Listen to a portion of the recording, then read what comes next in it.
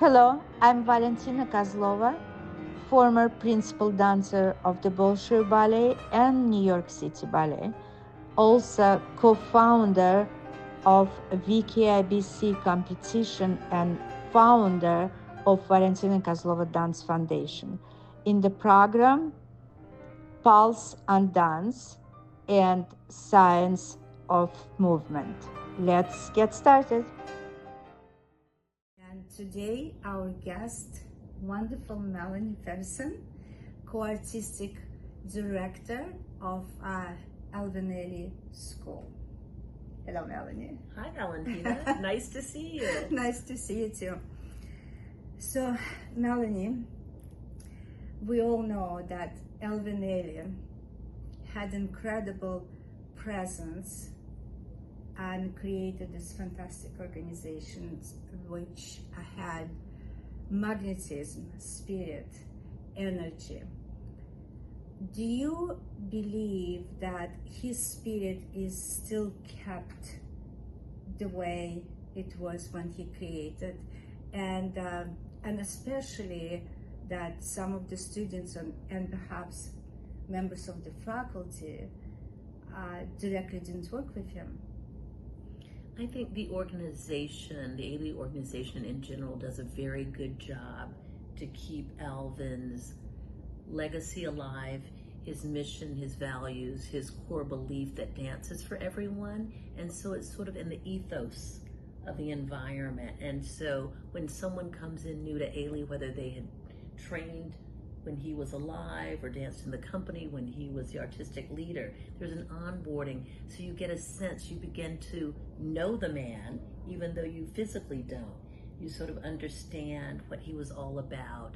And I think we try very hard to impart that to the young students who come in ways that we can, through a documentary series that was created by Sylvia Waters that gives us sort of his life story, his blood memories. So they're tools that we have that allow one to sort of peek into his life and to understand the man and his mission and his vision.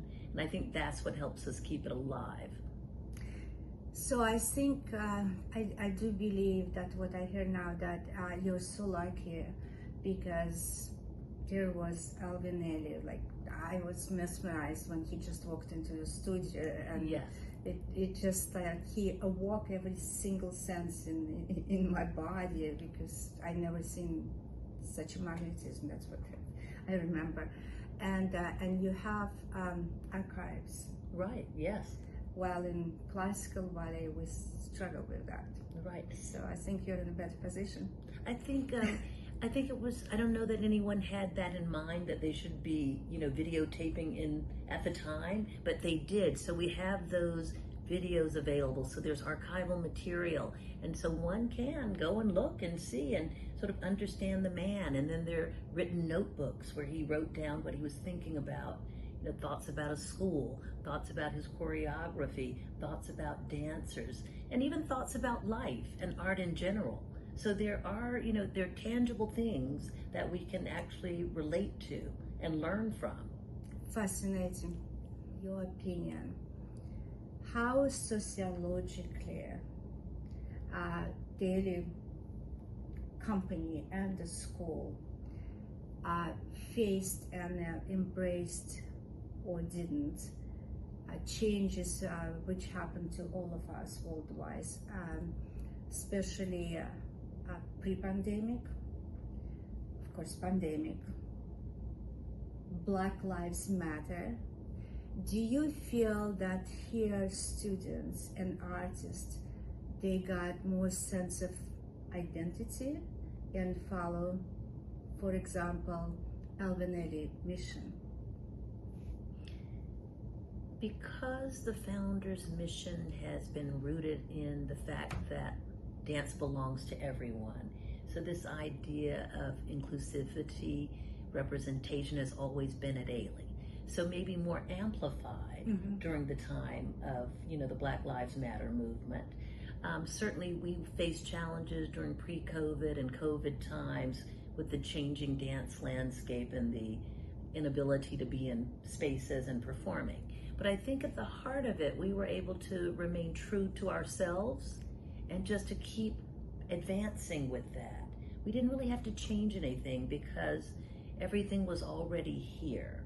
You know, the idea that identity matters and people of all different backgrounds are welcome here. We've seen that from the beginning of the founding of the school and the company. We've had different nationalities, ethnicities, races represented in the school, the faculty, the company. So it's not new for us. We just needed to continue what we had always been doing. That is fascinating, actually, to tell the truth, because I come from the world where it was exclusive. Yes. Very exclusive. Exactly. And the classical dance was exclusive, and we take Russia, we take Europe, and some other countries as well. And in the United States, somewhere was a separation when I came here, right? Yes. But I think Ailey's company represented something which, in my opinion, if it did touch me, and I come from very exclusive mentalities in that regard. So it's a more message to the audience that I'm passionate about something, and I would like to send to you this message, what I feel right now at this moment. Maybe tomorrow I feel differently, but this is who I am today, and people feel, and that is huge advantage over other organizations. Congratulations! And I think, Valentina, his choreography would speak to people of different backgrounds, right? So it might have a different meaning, slightly different meaning to you, the choreography as you see it and take a part in it, as opposed to someone else. But I think that's what he wanted, for you to find an experience within the work that is relatable to you. True. So to follow up, that you're made me to question you in what you were saying. So ballet was more exclusive and certain audience, and you have to follow ABC. That many contemporary and modern groups and companies were more open to the audience, right?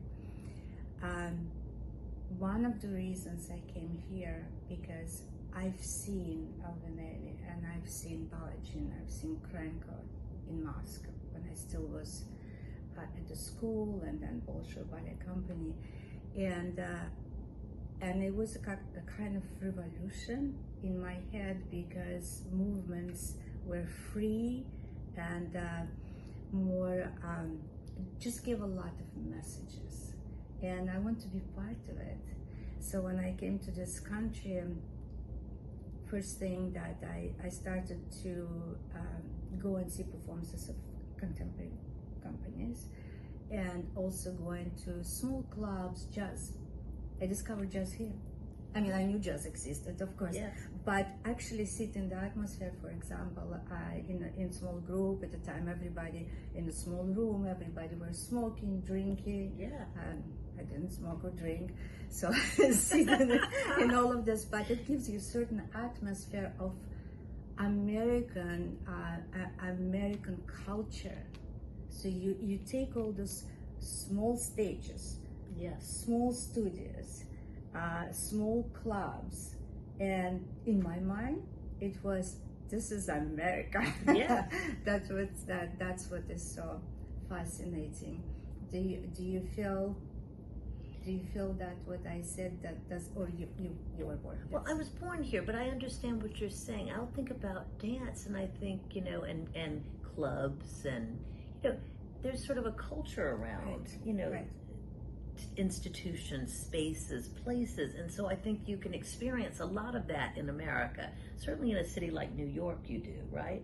In terms of dance, I came from a very small town in which there wasn't a lot available. Mm-hmm. So when I came to New York and I saw, different types of dance outside of ballet, people pushing boundaries and presenting stories and narratives in ways that I had never seen. Mm-hmm. So I think this is kind of a cultural capital of the world in which we can experience a lot more here than in other places.